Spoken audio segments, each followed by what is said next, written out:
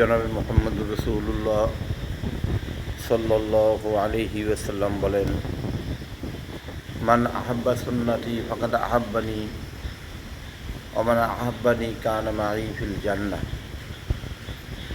জনাবে মুহাম্মদুর রাসূলুল্লাহ সাল্লাল্লাহু আলাইহি ওয়াসাল্লাম বলেন, হে আমার উম্মত সম্প্রদায়, যদি তোমরা কেউ আমার একটা সুন্নাতকে মহব্বত করতে পারো এবং সেই সুন্নাত অনুযায়ী যদি তোমরা চলতে পারো, কাল কিয়ামতের ময়দানে আমি রাসূলুল্লাহ সাল্লাল্লাহু আলাইহি ওয়াসাল্লাম আমি তুমি একই সঙ্গে জান্নাতের ভিতর প্রবেশ করিব।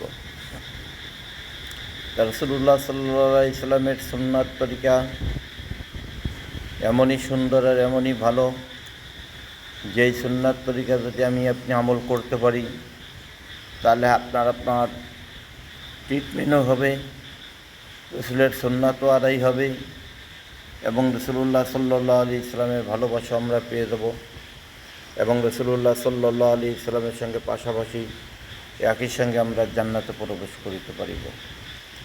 যেমনটি রাসূলুল্লাহ সাল্লাল্লাহু আলাইহি ওয়াসাল্লামের সুন্নাত, এতগুলো সুন্নাত রাসূলুল্লাহ সাল্লাল্লাহু আলাইহি ওয়াসাল্লাম আমাদের করে করে দেখাই দিয়ে গেছেন, যেই সুন্নাতের কোনো শেষ সীমানা নেই। কিছু কিছু সুন্নাতের পরে যদি আমি আপনি অটল থাকতে পারি, তাহলে আপনার আমার শরীরের থেকে অনেকগুলো রোগ বেডিও দূরীভূত হয়ে যাবে।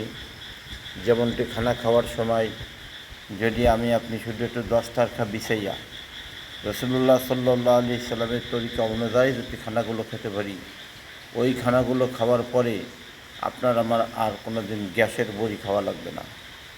গ্যাসের বড়ি আপনার আমার কাছ থেকে বিদায় নেবে যদি আমরা সুন্নাত তরিকায় সুন্নাত অনুযায়ী সঠিকভাবে খাবারগুলো খেতে পারি।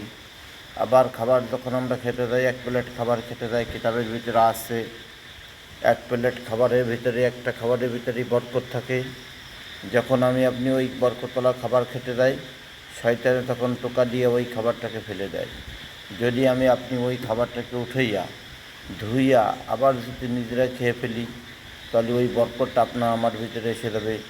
শয়তান ওখানে কি হয়ে যাবে, দুঃখিত হয়ে যাবে, ফেরেশতারা খুশি হয়ে যাবে, আল্লাহ রসুলের একটা সুন্নাত আমাদের পরে আমল হয়ে যাবে এবং এই সুন্নাতের কারণে আল্লাহ রাব্বুল আলামিন আপনার আমাকে মহব্বত করিবে এবং রাসূলুল্লাহ সাল্লাল্লাহু আলাইহি ওয়াসাল্লামের সঙ্গে পাশাপাশি একই সঙ্গে কাল কিয়ামতের ময়দানে জান্নাতে প্রবেশ করিতে পারিব। আল্লাহ রাব্বুল আলামিন আমাদের প্রত্যেকে রসুলের সুন্নাতগুলো জেনে জেনে এই সুন্নাতের পরে আমল করার তৌফিক দান করুক। আমিন। আমা আলাইনা ইল্লাল বালাগ।